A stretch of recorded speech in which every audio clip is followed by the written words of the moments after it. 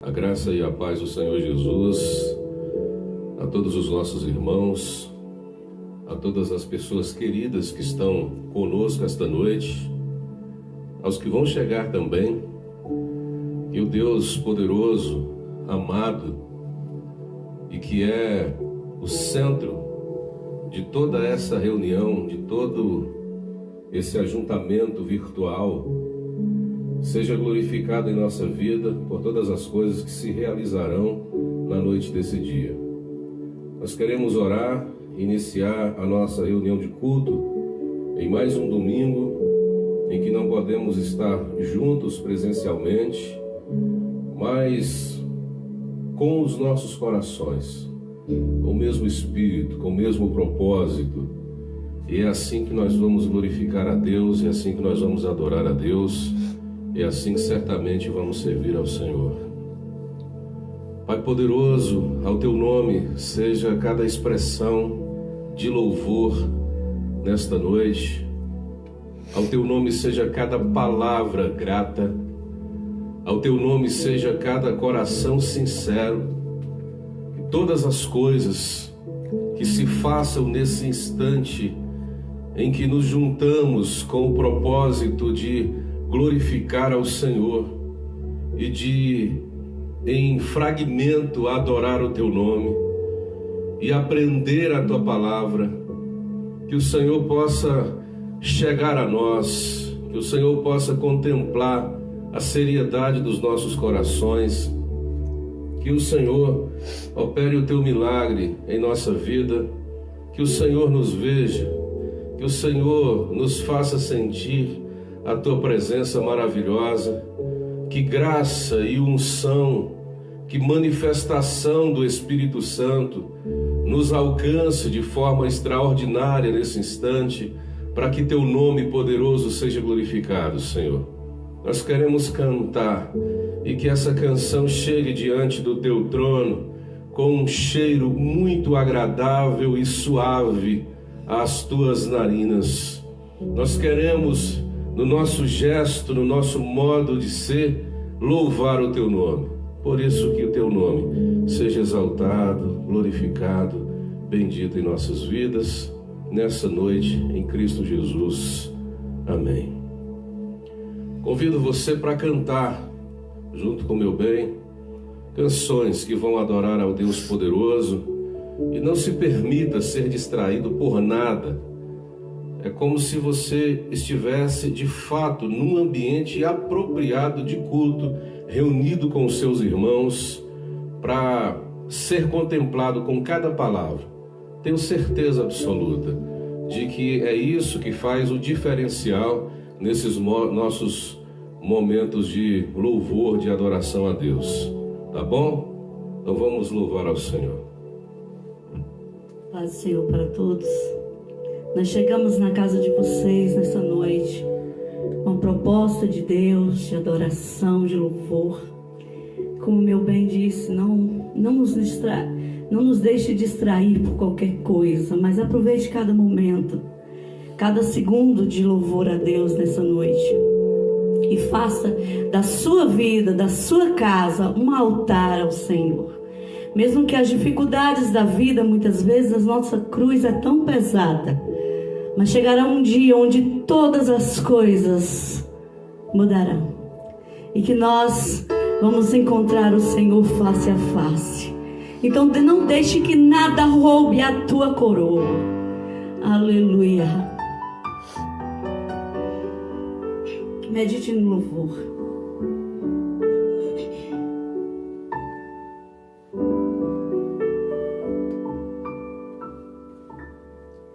A minha cruz eu não vou abandonar,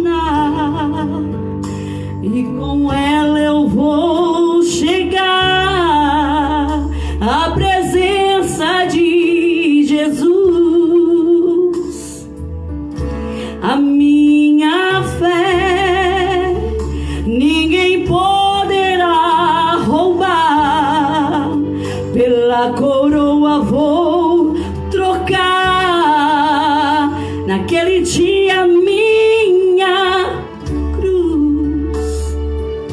quando a trombeta tocar, nada vai me segurar.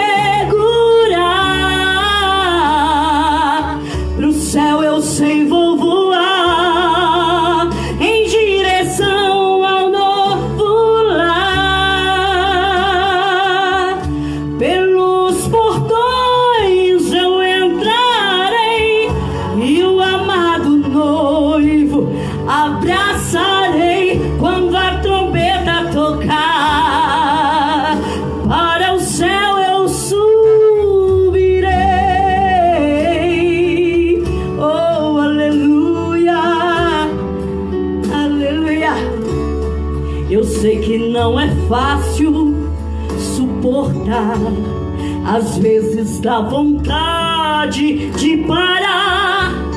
O inimigo quer me ver cair e tenta com suas armas me atingir. Mas quando eu clamo o sangue de Jesus, eu sinto o escudo sobre mim e eu me encho de forças outra vez, pois lembro-me de tudo que Ele fez. Se a minha fé firmada nele está, eu sei que a vitória vai chegar.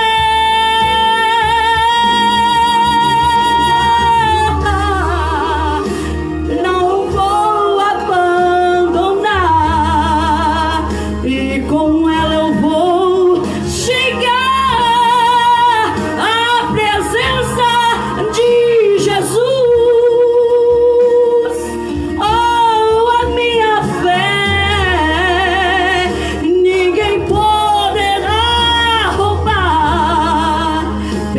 Coroa vou trocar naquele dia minha cruz. Oh, oh, a minha cruz. Naquele dia você vai poder tocar todas as lutas, toda a sua cruz, todo o peso por sua coroa.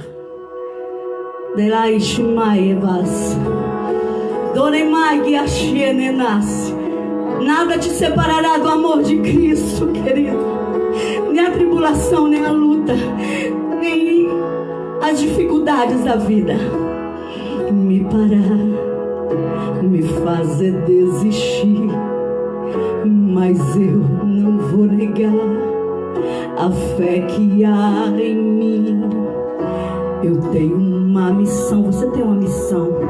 Você foi chamado para seguir Jesus.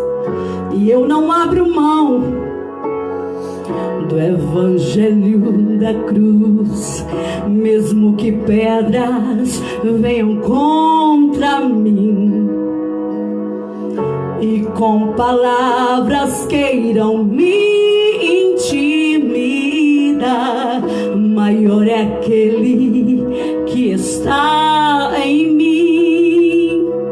Com Jesus sempre vou me levantar. Eu olho pra Jesus, pro amor de Deus na cruz. Eu clamo, Abba, Pai, ó, vem com seu poder. Eu olho pra Jesus, pro amor de Deus na cruz. Nada pode parar o autor da vida. Aleluia. Nada pode parar o autor da tua vida, o Deus que te chamou. Aleluia. Mesmo que pedras venham contra mim e com palavras queiram me intimidar, maior é aquele que está em mim. Com Jesus sempre vou me levantar. Eu olho pra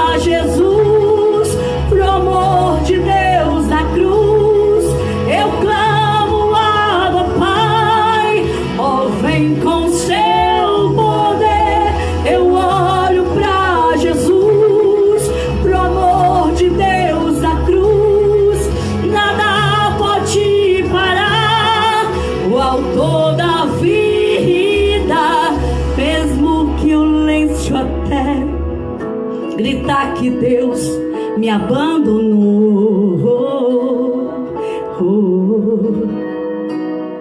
Eu vivo pela fé, eu vivo pela fé, pois tem um Deus que estende a mão para me levantar. Ouça isso.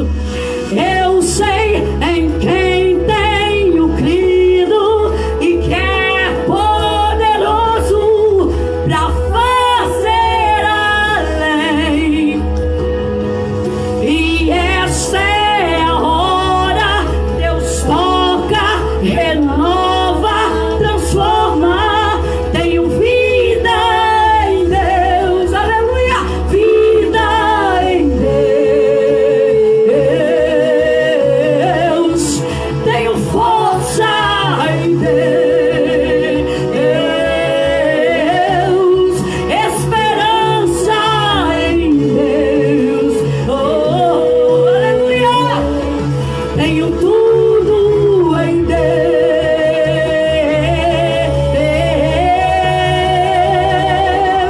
Eu olho para ti, para Jesus, pro amor de Deus na cruz. Eu clamo, Abba, Pai. Ó vem com seu poder. Eu olho para Jesus, pro amor de Deus na cruz. Nada pode parar o autor da vida. Nada pode te parar. Firma os teus olhos no teu Deus, no Deus que te chamou. Que você possa prosseguir, fé em fé, se aproximando cada dia mais do teu Deus. Que Deus abençoe o teu coração. Que esses louvores invadirem sua casa e o seu coração. E que todas as tristezas, todo momento difícil seja hoje colocado diante do Senhor. E confia no teu Deus, no teu autor da tua vida. Porque Ele te ama e Ele te contempla nesta noite. Aleluia.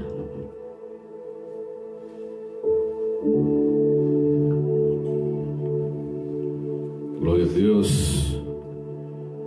Eu quero cumprimentar a todos os irmãos que chegaram há pouco. É sempre um prazer, uma alegria imensa receber ou ser recebido, né? Recebê-los aqui em minha casa e ser recebido em sua casa, para a gente participar de momentos tão ricos quanto esse momento que já se iniciou, com canções tão belas, tão bem executadas, com graça de Deus, com o sentimento de que o Espírito de Deus está se dirigindo aos nossos corações, se movimentando em nossas vidas, em nossas casas. Isso é algo impagável, é algo que nós não temos como recompensar. Eu convido a todos para a gente refletir um pouco na palavra do Evangelho, no texto que está escrito em Mateus capítulo 28, versículos 5 e 6. Mateus 28, versos 5 e 6.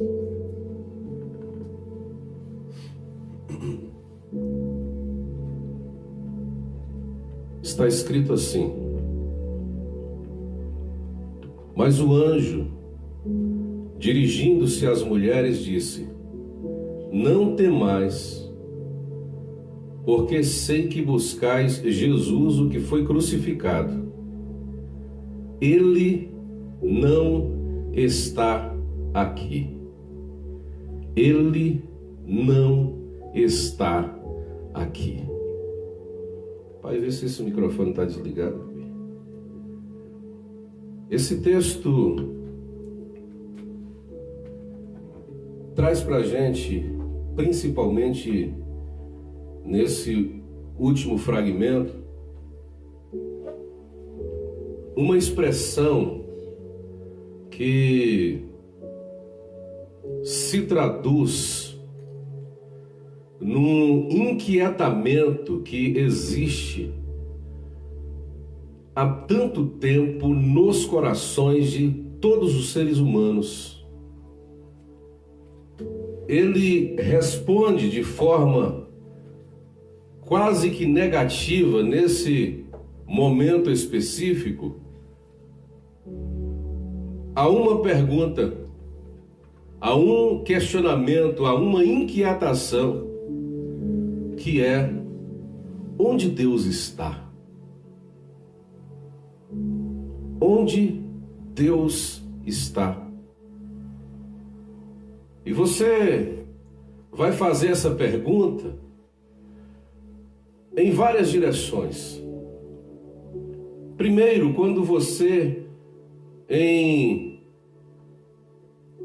observar alguma instituição, algum movimento, ou quem sabe uma pessoa que diz que serve a Deus, que o representa, quando nesse contexto dos tempos de Jesus, por exemplo, alguém olha para os fariseus, por exemplo, que são a grande religião, que está cheia, dirigida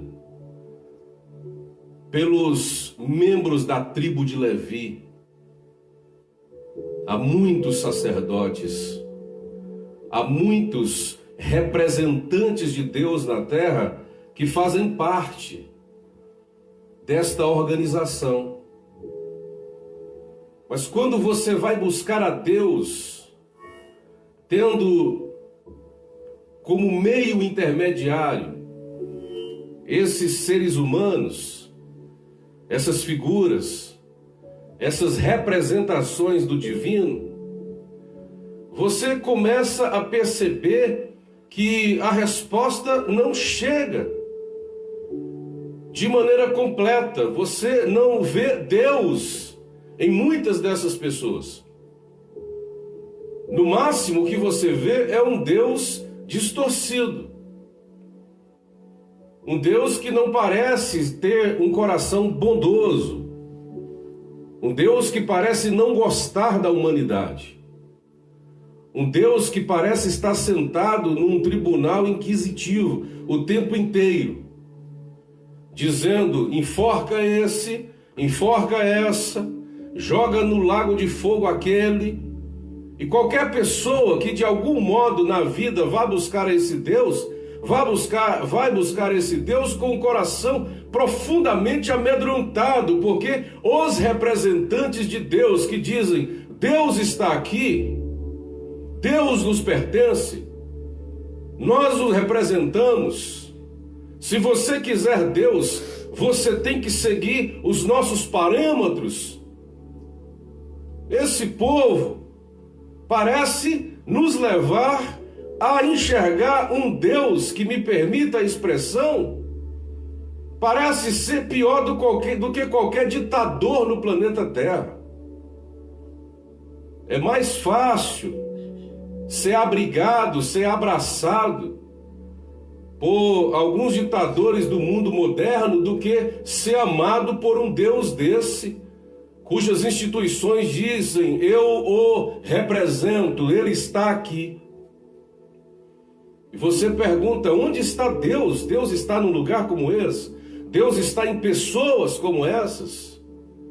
Deus se permite ser representar por seres que não têm um coração amoroso e que muitas vezes nem um coração sincero, porque discursam uma coisa, mas realizam outra na vida prática.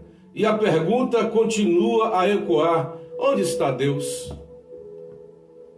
O Deus que eu ouço falar que é um Deus cheio de misericórdia, um Deus que eu ouço falar que, para comparar o seu amor aqui na terra, usa a figura materna para dizer que, assim como um amor de uma mãe madura, coerente, normal é o amor de Deus para com os seus filhos, onde está esse Deus? Onde é que esse Deus está? Uma outra direção na qual essa pergunta também pode se apresentar é: onde está Deus quando os teus problemas batem na tua porta, quando as adversidades se aproximam, quando tudo parece ser tenebroso, negativo, quando os seus amigos se afastam, quando os braços que te abraçavam te desabraçam, quando lágrimas são o teu alimento todos os dias, quando a sua situação é de cativeiro, quando os teus problemas são tão grandes que você não consegue carregá-los, quando a cova dos leões se abrem para você ser lançado dentro, quando a fornalha está sendo aquecida com o único propósito de te destruir, quando a tua fuga, já meio desesperada, se defronta com o mar vermelho, os teus inimigos estão logo atrás e nas laterais não há possibilidades de fuga. Onde está Deus? Quando os teus adversários te sequestram, quando as tuas angústias se amontoam no teu peito de tal forma que você vai sentindo uma pulsação diferente aqui dentro, você é assustado, você tem medo de tudo, você olha para qualquer lugar escuro da sua casa e parece que há uma figura ali te olhando o tempo inteiro, querendo te devorar, parece que há assassinos à tua volta, à espreita, em busca de um vacilo teu para tirar a tua vida. Onde está Deus? É uma pergunta que frequentemente a gente faz. E que nesse texto a gente vai percebendo ser respondida de forma negativa. Porque quando as mulheres chegam no sepulcro, no lugar onde elas haviam depositado o corpo de Jesus, e procuram aquele a quem elas haviam deixado ali. Bebê, abaixa só um pouquinho. Depois do vermelho de lá, por favor. Isso. Só um gole. E tá beleza. Olham e não veem o corpo, não percebem aquilo que deveria estar lá, logicamente, porque foi aí que nós o colocamos. E se nós colocamos Deus nesse lugar, Ele não poderia estar em outro lugar a não ser nesse lugar onde nós o colocamos. Porque foi esse caminho que nós caminhamos. Porque foi essa via que nos dirigiu a esse lugar.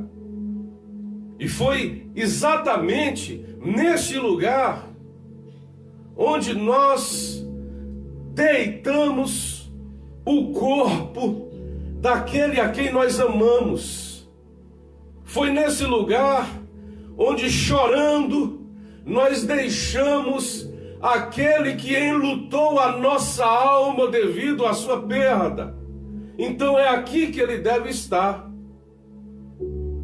Só que o texto de Mateus diz que um anjo forte, um anjo resplendoroso, um anjo poderoso de Deus, cuja presença se dá como uma manifestação natural de um relâmpago, desceu ali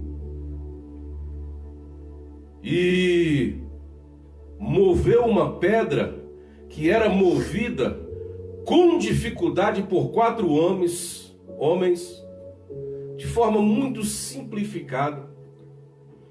e sentou-se na pedra, mostrando a autoridade, a força, o poder que ele tem sobre o sepulcro. Autoridade e força dados por Deus àquele anjo que, quando senta-se, mostra na sua manifestação o poder da divindade. Naquele lugar haviam soldados que guardavam o corpo de Jesus, exatamente pensando na possibilidade de os discípulos e seus seguidores roubarem o corpo, porque já havia essa conversa de ressurreição de Cristo. E os soldados estavam ali para garantir que ninguém pudesse roubar o corpo e depois sair dizendo que Jesus havia ressuscitado. Mas Mateus diz que diante daquela manifestação gloriosa, daquele mover da pedra, os soldados fortes romanos ficaram como se estivessem mortos. E as mulheres chegam para olhar Deus no lugar onde elas o havia depositado. E o anjo, percebendo a sua angústia, se dirige às mulheres e diz: não precisa ter medo. Eu sei que vocês estão buscando a Jesus que foi crucificado. E ele finaliza dizendo: ele não está aqui. Ele ressuscitou. Ele não está onde você ou vocês o procuram. Ele não está aqui. Então, quando ele diz ele não está aqui, ele está dizendo que às vezes, ou na maioria das vezes, com muita frequência, Deus está nos lugares onde a gente frequentemente pensa que ele não estaria. E às vezes Deus não está no lugar onde a gente frequentemente pensa que ele estaria. Então, quando a gente vai em busca das instituições, quando a gente vai em busca dos representantes de Deus na instituição farisaica em Jerusalém, por exemplo, pensando que vai achar Deus, a resposta prática, a resposta enorme, grande, que é dada a isso diante do comportamento desses que acham que representam Deus é: ele não está aqui.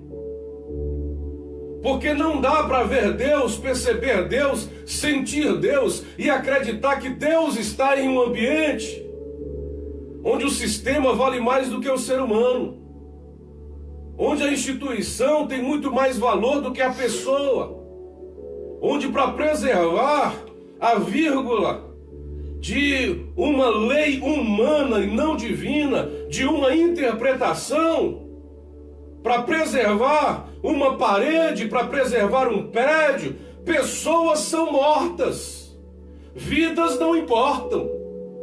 Não dá para acreditar que Deus está exatamente em um lugar onde tudo que diz a respeito de Deus não o representa. Porque o Deus de misericórdia, o Deus de graça, o Deus que ama o ser humano, é o mesmo Deus que chama esses sacerdotes aqui, no livro do profeta Ezequias, por exemplo, e diz, olha, Malaquias, perdão, e diz, olha, vocês ficam jejuando, e vocês, entre aspas, se humilham numa representação pública, rasgando as suas vestimentas, como quem estivessem arrependidos dos seus próprios erros, dos seus próprios pecados. Mas vocês continuam desvalorizando o sangue do seu próximo, matando outras pessoas. Vocês continuam pesando sobre essas pessoas julgos que nunca foram colocados por Deus, aumentando a carga, o problema dessas pessoas, obrigando essas pessoas a tirarem o pouco do dinheiro que eles têm para cuidar da sua saúde, para matar a fome de sua própria família, para encher os seus próprios bolsos. Deus está dizendo: eu não quero o sacrifício que vocês fazem, eu não quero os cordeiros que vocês matam, derramam o sangue e queimam a sua carne. Eu não quero que vocês rasguem as suas vestimentas. O que eu quero é que vocês rasguem os seus corações. Em vez de sacrifício, eu quero misericórdia. E em vez de rasgar a roupa, rasgue o seu coração. Seja visceral, seja sincero, mude de postura. Abandone todo e qualquer vínculo institucional que mata, que aprisiona, que sequestra, que tira a vida, e vá viver, mesmo que desnudado por dentro, porque você rasga o coração, você fica sem roupa, mas na presença de Deus, com sinceridade, com misericórdia, olhando para a pessoa, não como um número, mas como uma pessoa, uma figura humana, que tem um nome, que tem um CPF, e que tem uma família, que tem um pai, que tem uma mãe, que tem um irmão, que tem um marido, que tem uma esposa, que tem alguém que precisa dos seus cuidados. E as instituições muitas vezes não velam por isso, não querem saber da história da pessoa, querem saber quanto essa pessoa pode render dentro da sua instituição por mês. Deus não está aí, porque Deus não é mamon. Todas as coisas que giram em torno do dinheiro são operações comerciais, mercantis. Fazem parte desse mundo capitalista, do qual todos nós fazemos parte e temos algumas necessidades. Mas quando o evangelho, quando a pregação, quando a palavra, quando as canções de louvores giram em torno do dinheiro, não é Deus quem está sendo adorado. Segundo Jesus, isso é prestação de adoração a mamon. É uma prestação de serviço a mamon, o dinheiro personificado, personalizado. E é impossível, segundo Jesus, você servir a dois senhores. Quando a tua vida, quando os movimentos que você faz giram em torno do dinheiro, e para você adquirir o dinheiro, você precisa maltratar, matar, desconsiderar pessoas, ou considerar outras em condição de superioridade às demais, é mamon quem está sendo servido e quem está sendo adorado. Tiago disse que às vezes dentro das pequenas igrejas daquele tempo dele, chegavam pessoas simples e eles nem olhavam, roupa suja, de serviço, nem deu tempo passar em casa para poder tomar um banho legal, ou não tinha dinheiro para comprar uma vestimenta interessante, representativa socialmente, mas eles queriam ir para ali aprender a palavra de Deus, cantar hinos de louvor. E se senta, ou não se senta, porque ninguém se aproxima, porque ninguém o dá um lugar para poder sentar. Quem está recepcionando, diz Tiago, diz a essa pessoa: olha, fica em pé aí no canto da sala, para você não fazer nenhum movimento, não chamar a atenção dos convidados que estão aqui, porque isso pode ser uma imagem negativa para a nossa instituição. A nossa instituição precisa de uma imagem positiva, representativa. Então, qual é a imagem de um homem de Deus, de um pastor que está por cima da carne seca, que é cabeça e não cauda? Um terno muito bem alinhado, uma gravata de seda, um lenço, muitos anéis nos dedos, quem sabe voltas muito bonitas. Se a foto é externa, ele tem que estar saindo, ou entrando, ou escorado em um bom carro daquele ano. O templo tem que ser o mais bonito, maior, mais ostensivo possível. Tem que chamar a atenção, porque essa é a representação que nós queremos.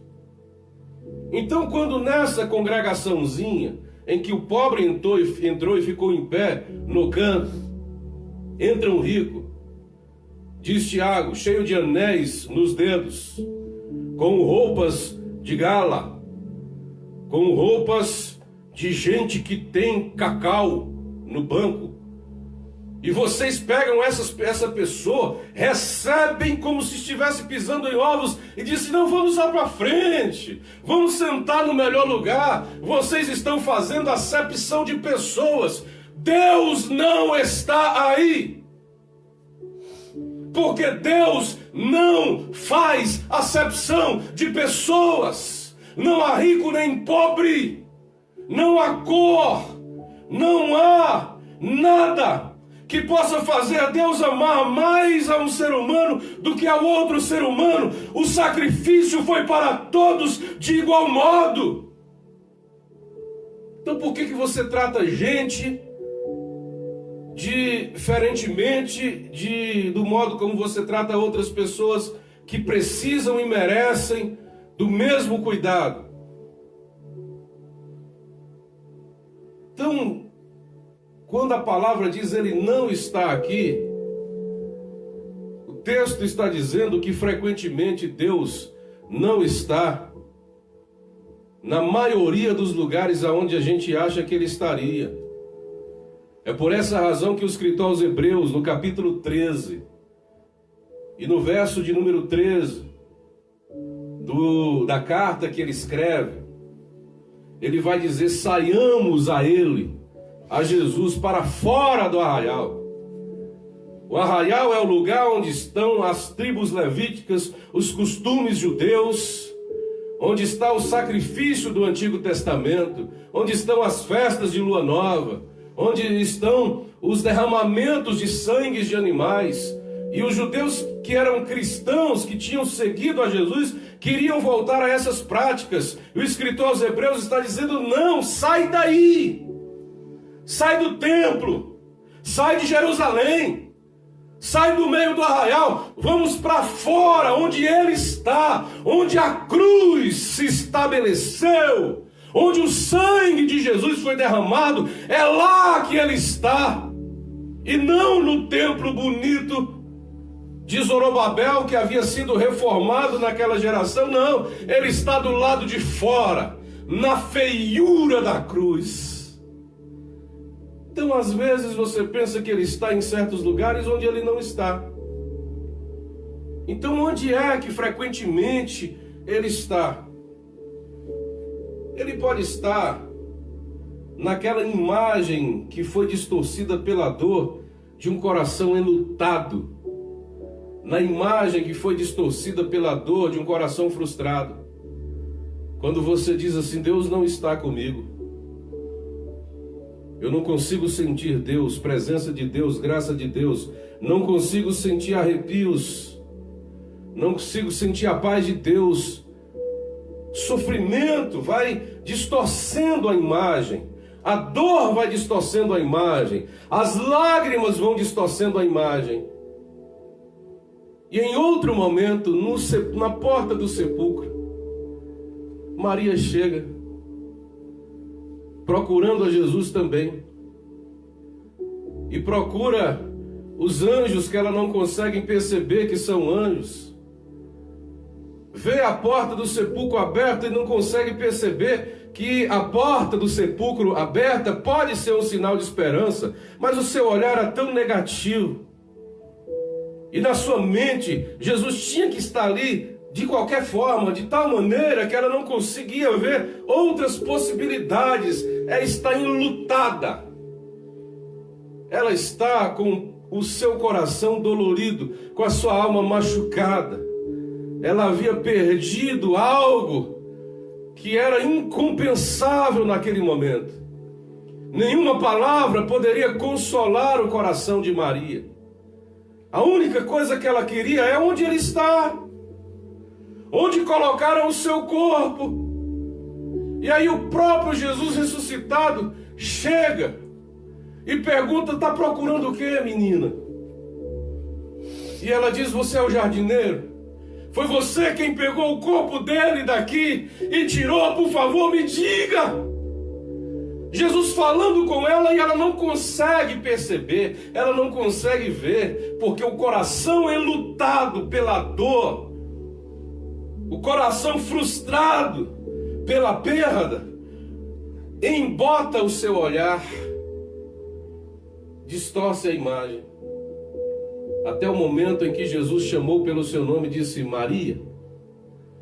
E quando a voz de Jesus, chamando pelo nome dela, chega nos seus ouvidos e desce à sua alma, ela consegue perceber quem era que estava falando ali e disse: mestre, mestre. Ela tenta correr para abraçar Jesus e ele disse: não é o momento, espera, vá dizer ao pessoal que eu estou vivo, que eu ressuscitei. Vá dizer a quem está me buscando nos sepulcros, vá dizer a quem está me buscando nas quatro paredes, vá dizer a quem está me procurando naquele lugar trivial, no ambiente material, físico, no espaço geográfico. Vá dizer a essas pessoas que eu não estou lá. Diga a elas que eu estou vivo. E o fato de eu estar vivo e de não estar preso a esse ambiente, espaço geográfico, significa que eu posso estar em qualquer lugar onde você não imagina. Você pode me olhar e não me identificar por causa da dor e da angústia que está no teu peito, mas é aí que eu vou estar. Na tua luta, na tua dor, na tua angústia, no teu coração ferido, não importam as circunstâncias ou o que te levou a estar assim. Se você me busca com um coração sincero, talvez você não me encontre onde você está procurando, mas eu vou te encontrar onde você estiver. O emaie de suja mai, hiro e sanvongue. Yulan wangais devama, yesi devambo embas bibiamboe. Hanayojai, hikanduriai sanabo, uiramaide, uacharalamosia. Frequentemente Jesus está nos caminhos onde a gente pensa que está correndo de uma possível frustração que a gente tenha tido com Ele mesmo, nos caminhos tenebrosos da vida, das desilusões. Então, onde a gente vai para buscá-lo, às vezes Ele não está, mas onde a gente procura ir para correr dEle, Ele nos acha, Ele nos encontra. Ele encontrou dois homens no caminho de Emaús, voltando para casa, conversando angustiadamente sobre a morte, sobre a decepção que eles tiveram, porque eles esperavam um Senhor que pudesse resolver a questão política de Israel de uma vez por todas. Chega de subserviência a esse império que só nos oprime e nos diminui, nos explora. E o propósito de Jesus não era esse. O reino que ele estabelece é interno, não político. E a gente quer tanto que ele estabeleça um reino político nas nossas vidas, né? Na nossa cidade, no nosso país, no planeta. A gente quer tanto que Jesus governe politicamente, e ele está dizendo: o propósito ainda não é esse. Vai chegar o tempo em que todos os reinos da terra se prostrarão, em que todos os espaços políticos do mundo serão dominados pelo seu poder, mas ainda não é o tempo. O tempo é de reino interno, o tempo é de mudança no coração, o tempo é de transformação interior. Então Jesus entra na conversa daqueles dois discípulos para saber qual é o motivo de sua frustração. E eles vão declarar qual é o motivo de sua frustração.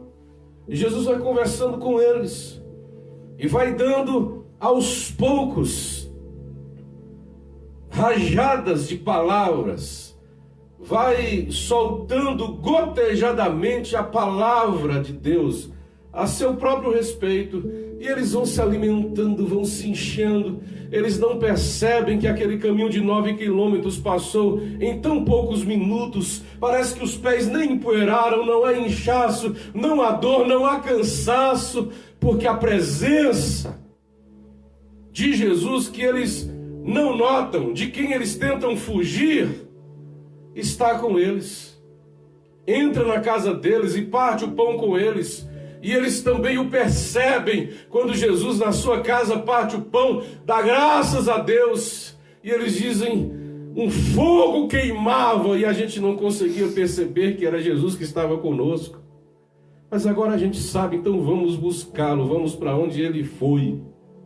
Eles voltam de Emaús para Jerusalém para poder ter um novo encontro com aquele que ressuscitou. Talvez seja a sua situação. Você pensa que está voltando para casa, ou você não sabe nem para onde está indo, mas há uma frustração profunda no teu coração. Alguma coisa que alguém disse que Deus faria na tua vida, ele não fez, porque essa promessa não foi Deus quem fez. Mas você acreditou num suposto profeta, quem sabe? Ou você interpretou mal um texto da Bíblia? Ou você leu de forma equivocada alguma coisa que alguém disse numa mensagem ou escreveu num livro, e você esperava algo extraordinário de Deus, não aconteceu, e você se desanimou, você está frustrado, você está no caminho da desilusão, você está indo para um lugar que você nem sabe se de fato é a sua casa, se é o lugar para onde você gostaria de estar indo, ou se você queria ficar onde estava. Você não sabe, você está perdido na vida. Jesus entra nesse teu caminho e conversa com você e te faz perguntas e vai te alimentando com palavras e mais palavras a seu respeito. Ele é o pão da vida, ele te nutre, ele te dá força. Você vai chegar onde você nem sabe para onde está indo, e você vai perceber que apesar da distância grande, você nem vai sentir cansaço, porque a presença de Deus vai te carregar no colo até o final da tua estrada. Você vai ver.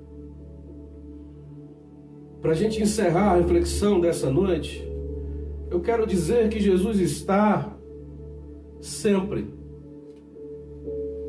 na sinceridade de suas confissões.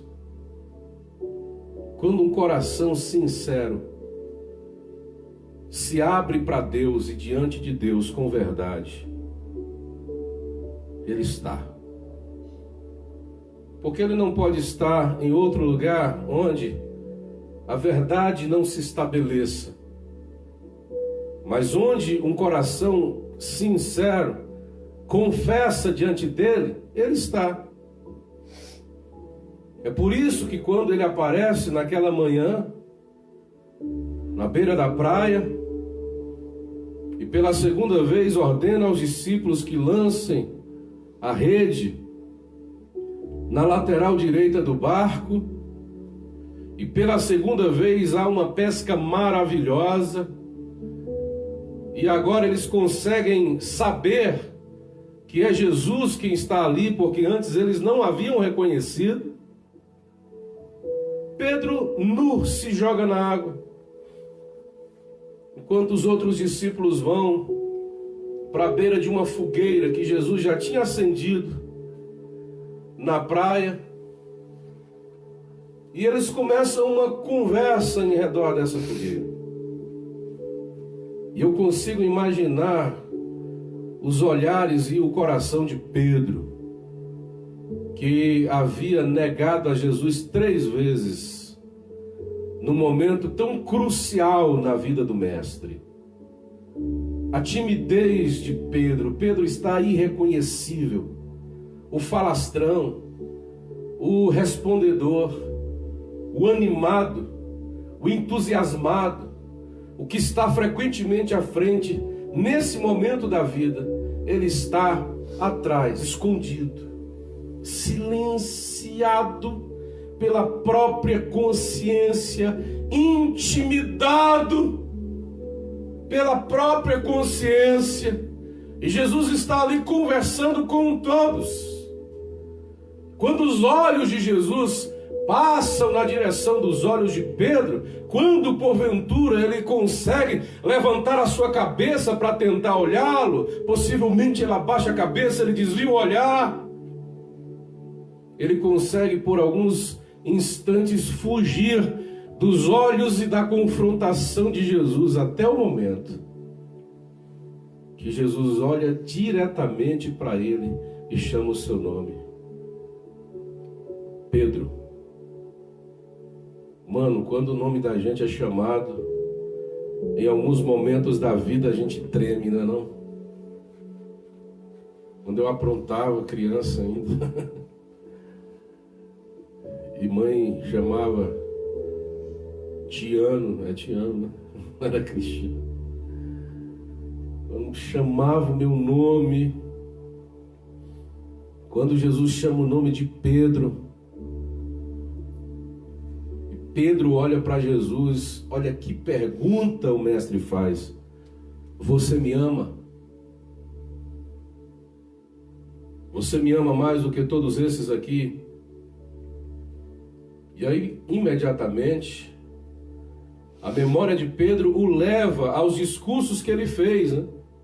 As promessas que ele fez a Jesus, dizendo: olha, mesmo que todos aqui te neguem, eu jamais te negarei. Se todos aqui te abandonarem, eu jamais te abandonarei. Vou contigo até o final. Jesus disse: Pedro, antes que o galo cante 2 vezes, você vai me negar 3. E ele disse: jamais. A memória de Pedro o leva para esse momento e a pergunta de Jesus está no ar: Pedro, você me ama mais do que todos esses aqui? Timidamente, Pedro vai dizer: sim, Senhor, eu te amo. Um silêncio, uma pausa, e a resposta ainda não está a contento. Então a pergunta se repete: Pedro, você me ama mais do que esses aqui? A memória de Pedro faz mais algumas viagens e ele precisa responder, porque o silêncio incomoda a todos. É uma confrontação. Alguém está de cabeça baixa tentando ouvir o que Pedro está para responder, e ele pode até tentar dar justificativas, mas não é isso. Jesus quer uma resposta direta, e apesar de tudo aquilo que ele consegue perceber ao seu redor, de sua fragilidade, de sua fraqueza, ele diz: Senhor, eu te amo. As 2 vezes que Jesus faz a pergunta, ele usa o verbo de fraternidade. O verbo que ele usa a princípio não é o ágape, é o phileo, ou filéu.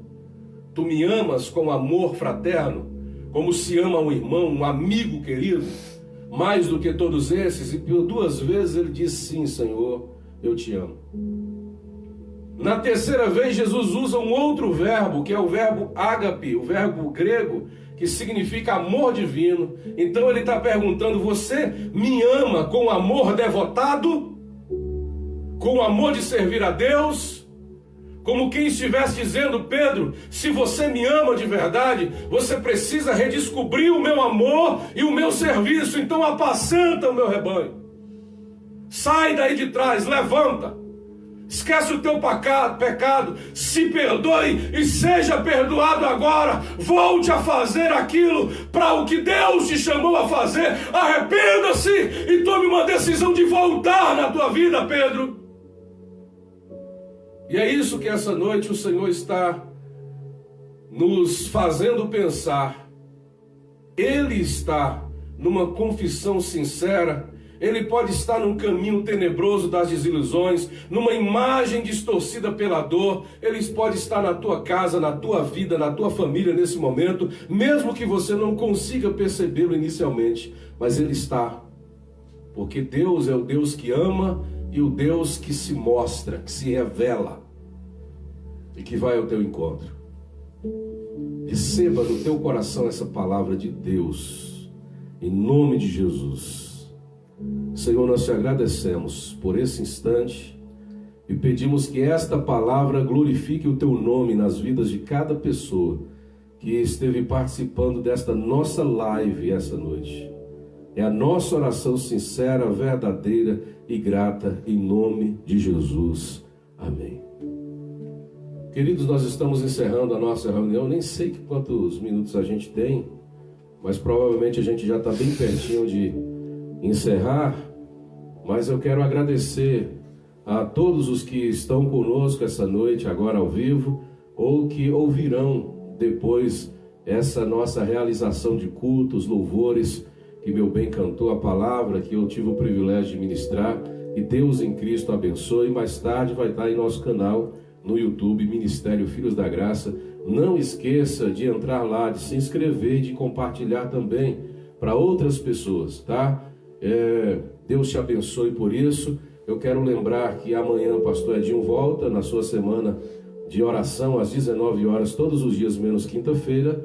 E na terça, às 15 horas, às 3 da tarde, pastora Hilde estará com a live das mulheres compartilhando graça, com convidadas especiais também, abençoando a sua vida. Eu volto na quinta noite, aliás, terça noite mesmo, às 20 horas no Paz no Lar, e quinta noite às 20 horas também na nossa transmissão de culto. 10 da manhã de domingo, pastor Wagner na Escola Bíblica Dominical, na sua página pessoal no Instagram, e eu também volto à noite juntamente com toda a nossa família aqui no próximo domingo às 19 horas, tá bom?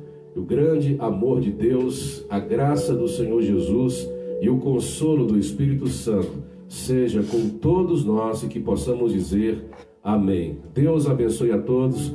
Tenham uma ótima semana em nome de Jesus.